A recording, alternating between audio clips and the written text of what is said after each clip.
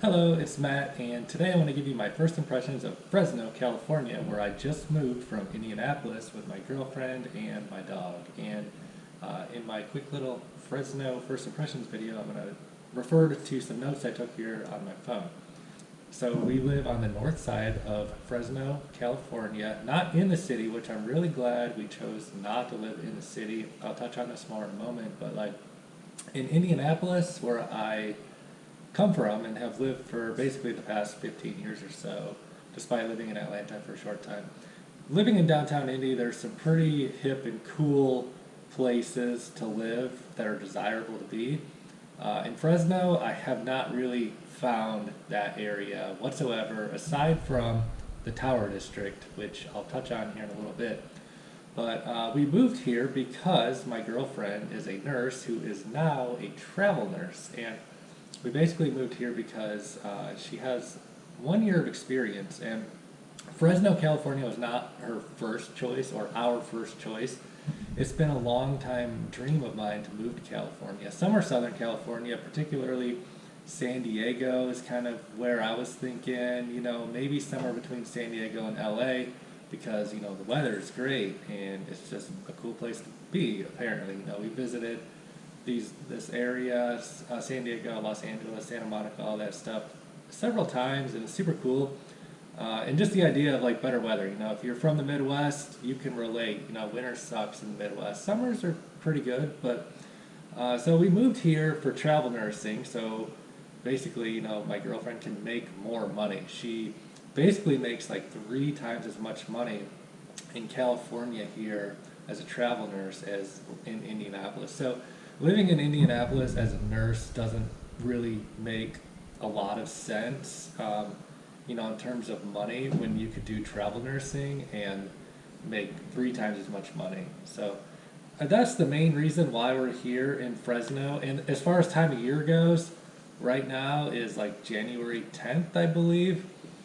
So we'll be here for about 3 months. And here's my first impressions of Fresno, California. Moving here, we heard a lot of bad things, Fresno nobody is like raving about Fresno, California, where you hear like cool places like San Francisco or LA, San Diego. Fresno's not really a place you hear where people like want to move to. However, the cost of living here is excellent compared to all those other cities I just mentioned. Fresno, I believe, is like the 4th biggest city in California. And I don't know if that's 100% accurate. You might want to fact check me on that. But the cost of living here is just way, way, way, way lower than most of the other big cities in California. Compared to Indianapolis, the cost of living is about the same as Indianapolis. So we live in I can give you a little tour here. It's a furnished house that's like 1,600 feet on the north side of Fresno. There's Susie. We have this lovely backyard.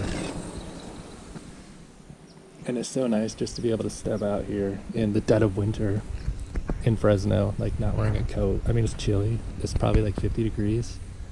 But, having like a little bit of blue sky and 50-degree weather is great for the winter time, especially compared to like, oh, you gonna hang out outside? You can stay. Indianapolis or a lot of the Midwest. And this is our living room. Nothing like super spectacular, but it is pretty spacious. I think it's like 1,600 square feet. And it's a 3-bedroom, big kitchen. It's not the prettiest thing, like these tiled countertops and I don't know, just like cheap cabinets, but it's fine, It's great because it's one level, unlike my condo in Indy. So this is one of the bedrooms. We just don't really use this one. And then the master bedroom here, California king bed, which is great for tall people like me. Just a little tour here. Someone's excited. And like laundry, garage. Here, I'll show you the garage. 2-car garage. There's the M2. We brought our bikes, which I'll touch on here in a moment. I don't think the bikes are going to come in handy as we thought. The city's not very bikeable, and this is our guest bedroom for people who come to visit us. And their second bathroom here. Nothing special. Hey, Toots.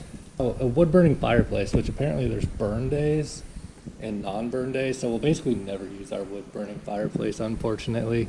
Lots of natural light and super tall ceilings. I'd say those are like 10 and a half or 11 feet, I'd say. 11 feet ceilings. I'm going to close this door. It's a little chilly, but not bad for, compared to like the Midwest or something. Cost of living is about the same as Indianapolis. Our rent here for a furnished place is like $2,300 a month. So not cheap, but if I furnished my condo on the north side of Indy and rented it, it would be about the same. One thing that really surprised me about Fresno and all of the Central Valley is this thing called tule fog. So basically, it's this really dense fog that happens in like the winter seasons. I think from like it said November until like springtime sometime, like March is the official tule fog season. It's spelled T-U-L-E, so it looks like tool, but it's pronounced tule. And it's really dense fog that basically forms, not every single night, but like it can be like so dense in the morning and all throughout the day that it's not like an overcast day, but the fog is so thick you can't see the sky. So that kind of surprised me.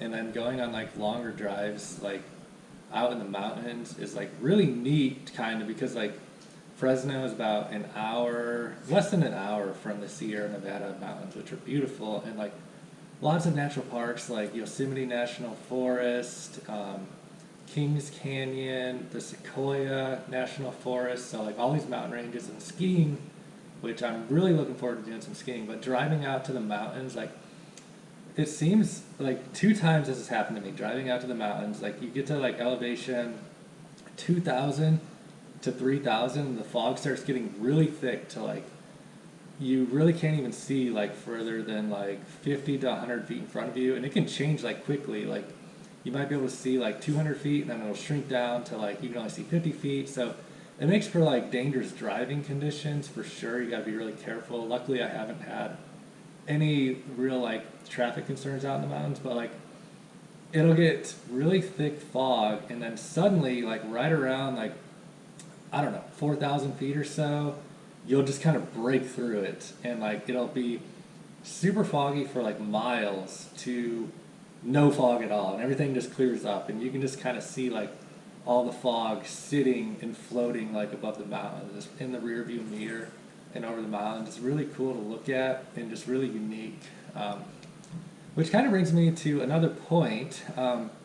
I wouldn't say I suffer from like seasonal depression or exactly, but like if I live in Indianapolis for the winter, I do kind of get like sad, like these week stretches where you really don't see the sun. It's just like overcast all the time for like weeks on end. There's really no way to escape that in Indianapolis other than like catching a flight to somewhere sunny.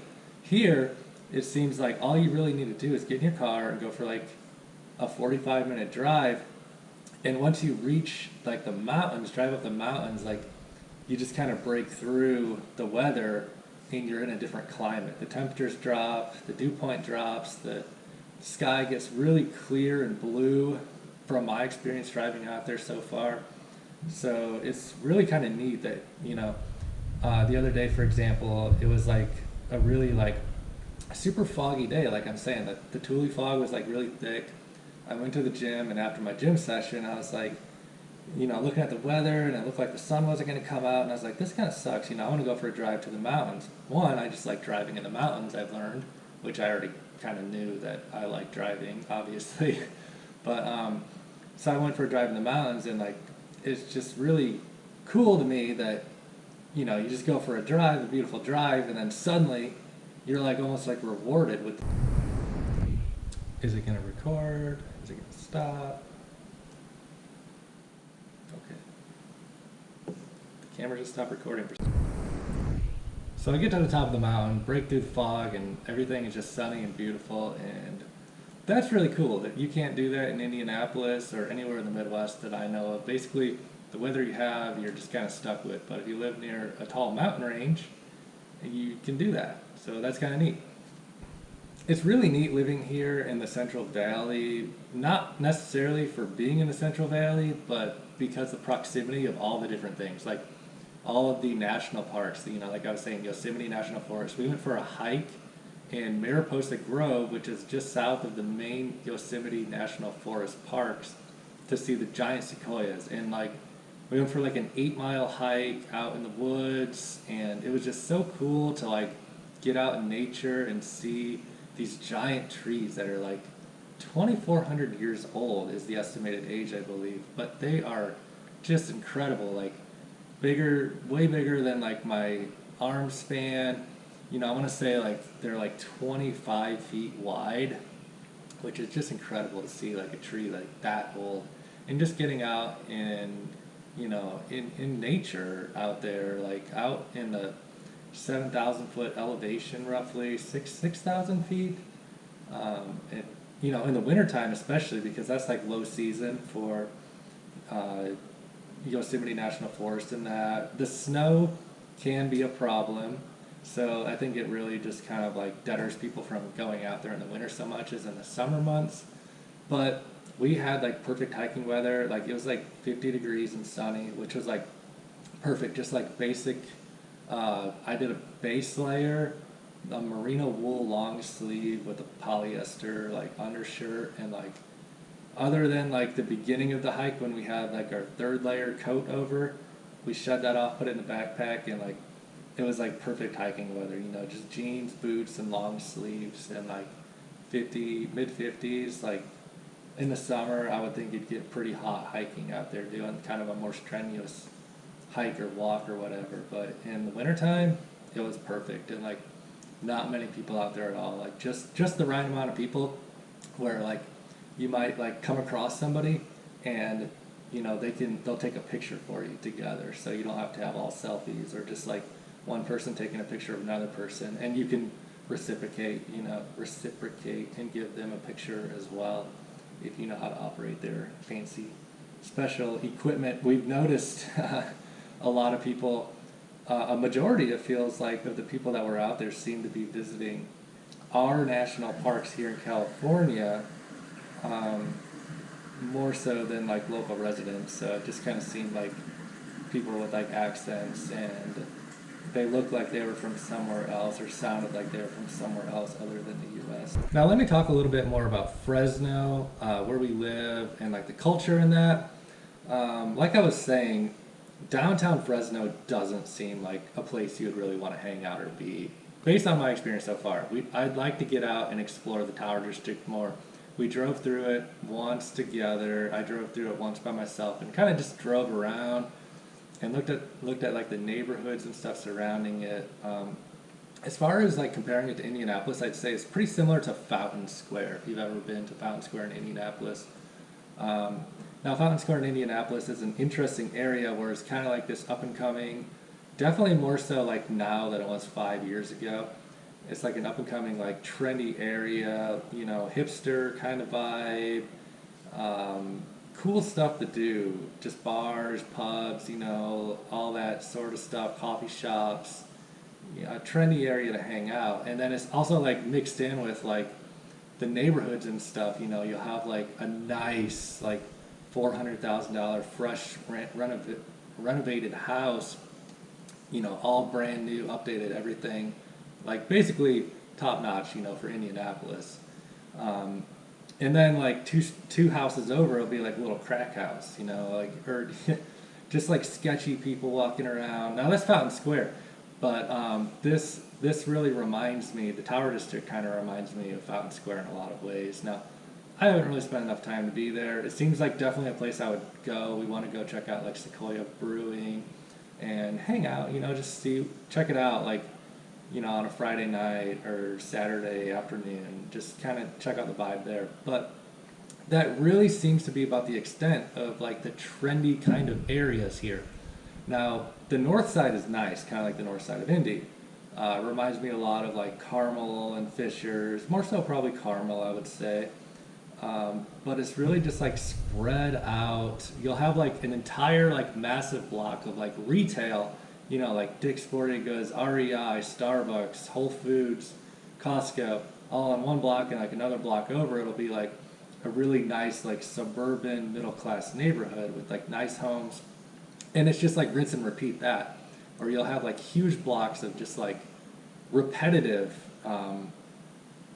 stores. Like I said, Dick's Sporting Goods. Like I think I've seen like 5 Dick's Sporting Goods and like 10 Targets, all within like a 5 mile radius of each other. So it's just kind of interesting, and a lot of cars moving through, like 3 lanes of traffic one way, 3 the other way, and just like a bunch of roads running parallel and perpendicular. Perfect grid, well laid out. A lot of cars on the road. Traffic has not been bad though, honestly. There's a lot of traffic on the road, but it doesn't really seem to get like gridlock or something like you'd see in like LA or San Fran. So I'm not complaining about the traffic at all. Just it seems a little bit mundane. I don't know if that's the right word. Kind of just, like this road called Herndon, I seem to keep getting sucked back into. Just like a 3-lane road one way, 3 lanes the other way, divided. And you just kind of get on there and you got to go like drive on it for 10 minutes to get where you want to go. So it's kind of like spread out, you got to go like drive for 10, 15 minutes if you want to get to somewhere you want to go. So it's fine, it's nice, it's pleasant, it's just kind of interesting. There's not like any like, it doesn't seem like there's like a lot of like areas where people kind of like gather, whereas like in Indianapolis, you got Mass Ave, Broad Ripple, Fountain Square, downtown, these like hot hubs. Now here, they have like, I think it's called River something. I forget what it is. Anyway, North Side right off Yosemite Parkway. It's like a nice area to be, but not really like a trendy kind of hipster place, I guess you would say. Or, like, I don't know how to say it exactly is what I'm saying. I would like to comment on car culture here. It seems to be like a lot of people are quite into cars, really, which, it's interesting.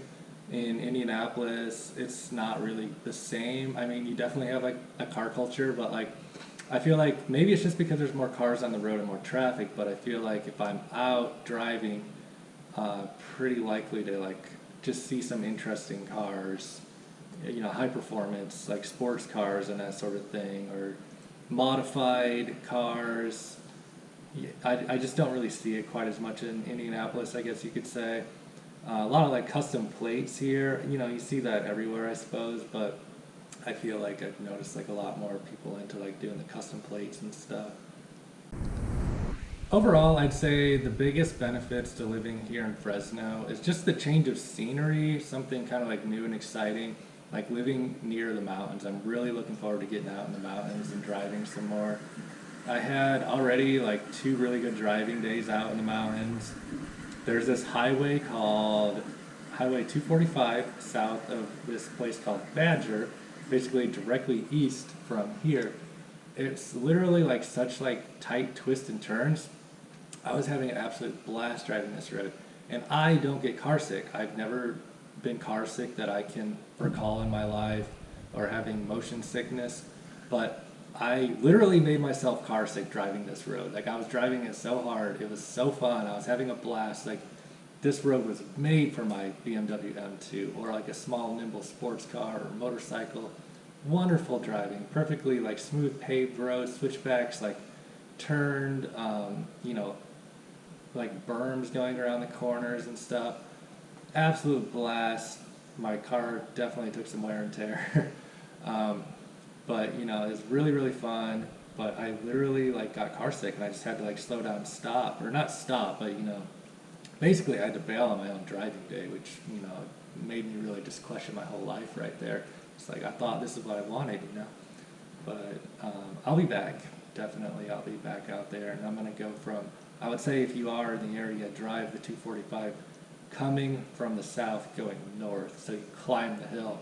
And, I was doing it going down the hill, which could be another reason for the elevation sickness thing. I don't know. Or, I mean, the car sickness thing might have been a change in elevation, because I'm pretty sure I dropped several thousand feet in just like a short period of time. I don't know. That in combination with the twists and turns.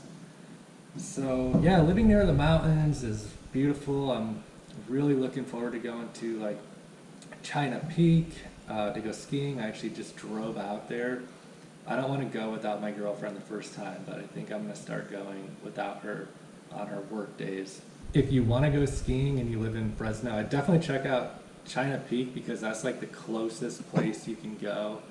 And then this other one called Dodge, which I'm really looking forward to, but that's like probably almost twice as far. Dodge is like twice as far, I think, 3 hours as compared to like an hour and a half.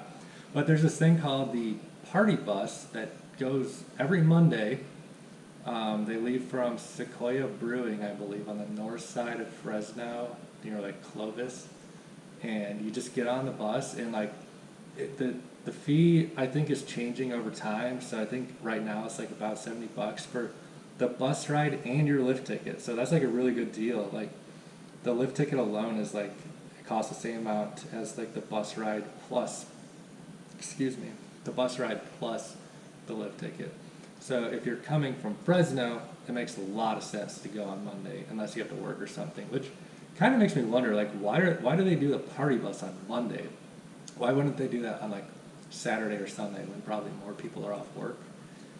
I don't know. I'm definitely going to check it out, and maybe I can report back on that. But I'm cool with it. Like, I don't have like a normal 9-to-5 job, so it works perfect for me. So, and also my girlfriend too. She, as a travel nurse, she kind of makes her own schedule to some degree, where she'll be able to have Mondays off. So that's pretty neat. The weather in Fresno, I'm really happy with. As I was saying, like, it's just really nice. Probably my biggest mistake I made so far is bringing my winter coat. Like, definitely don't really need a winter coat here. But at the same time, obviously I want to have my winter coat for going skiing, because it does get pretty cold in the higher elevations. But the weather here, it seems like you'll see some sun just about every day, and that's great. Like some blue sky. We've had like a sunset basically most of the nights. I think there's one day so far in our first week that there wasn't. You don't see like the sunset in the evening. So, you'll have maybe some fog in the morning, but it'll kind of burn off in the day. And just like mid 50-degree weather, like, it's fine. Like, it's great. One thing that I do kind of miss about Indianapolis, and this might have to do with just my particular location, I live on the Monon Trail in Indianapolis in Broderville. So like, you see like a lot of people just kind of like walking and just kind of meandering. Go for like a day walk, or like walking their dog, going for a jog, going for a bike ride. And here in Fresno, there's not really much of that. Like, I'll see maybe somebody, walking like in the neighborhood, but it just doesn't really seem like a very pedestrian friendly kind of city. And that's probably because it's just like so spread out, like I was saying before. So it doesn't seem like really bike friendly either. There are bike lanes, but you're going to be riding with a lot of traffic. They do have this Old Town Trail here in Fresno, which I kind of scoped out from my car. It was raining, so I couldn't ride it yet. But, if we ride that trail, we're going to have to like load up the bikes to go to it. And, it does look pretty cool. But other than that bike trail that kind of runs through the city here, doesn't look like super bike friendly. And like, you don't really see like a lot of people just kind of like out walking, kind of like in like downtown Indy, or, Broderville or something like that in Indianapolis. So I kind of do miss that aspect of just the, I guess that sort of like community culture where people are just kind of like out walking around. We did go to Woodward Park. That was kind of cool. Overall, that's my first impressions of Fresno, California. I'm really looking forward to doing like day trips to all the surrounding areas, like in the mountains like I was talking about. San Francisco, my brother's going to fly into here in about a month. So we're going to pick him up from San Fran, check out San Francisco. We'll probably go before then as well. And then, like Monterey Bay we want to check out. San Luis Obispo, I think it's pronounced. definitely want to make some trips down to like Santa Monica, Los Angeles, hang out on the beach and stuff there. I'd like to go to Dana Point. Ultimately, I think I'd love to be able to live in Dana Point. We've been scoping out condos in that area for a while now. The problem with Dana Point is just employment in the area. There's not as many like hospitals as close to there for my girlfriend's occupation. But it's beautiful, and the housing prices seem like decent in Dana Point. So yeah, we want to check out there. And San Diego. San Diego's a little bit further of a drive because way down there, I think 5 or 6 hours, maybe, yeah, 6 hours maybe. So probably need to stay the night there. But yeah, all these surrounding areas, definitely really looking forward to the next few months here in Fresno, California. So hopefully this video on my first impressions of Fresno kind of helps you understand Fresno a little bit. If you live here, leave a comment, let me know like what I'm missing out on, like what do I need to see.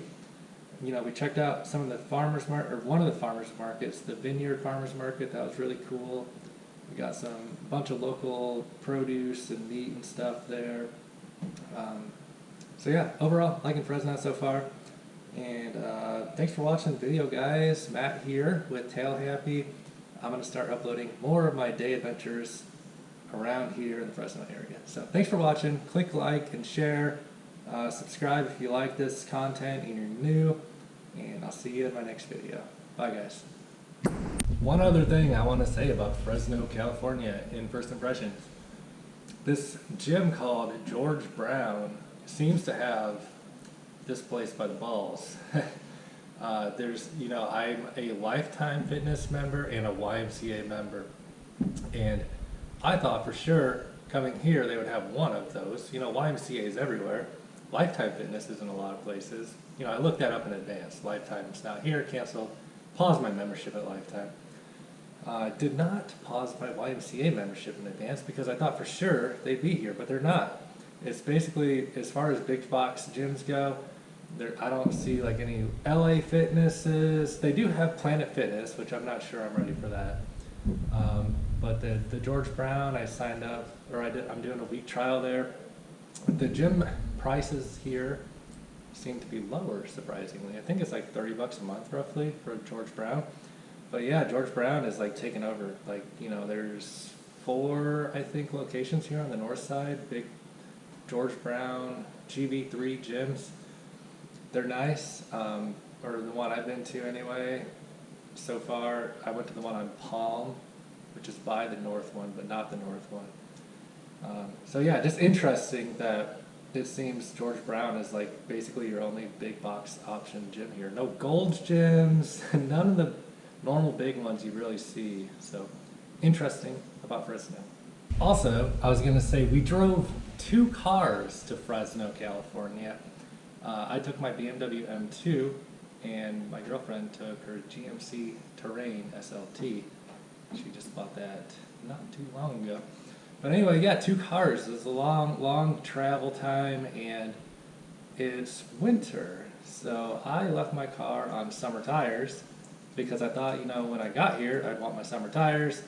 I already owned 2 sets of summer tires, 1 set of winter tires, and I didn't want to buy a 4th set of tires for my BMW M2. So I was like, okay, the weather's been pretty nice. We'll just take the south route, and hopefully, it'll be fine, because summer tires do fine as long as it's dry, if it's cold, but if it snows, you're screwed. And as you know, you have to pass some mountain ranges coming from Indianapolis over to the west coast of California. You have to pass through the Rockies as well as the Sierra Nevada mountains. So we took the south route to avoid, going through like Colorado, where it can get really dicey over that way. Like, you're probably going to get some snow. And if the roads aren't cleared, you're screwed. But we took the south route all the way down to almost Mexico. I want to say I don't know, we went through Roswell and then continued south and had to pass this mountain range down there. And, I let Sabrina and the person she was traveling with, she had her sister Kiki in her car.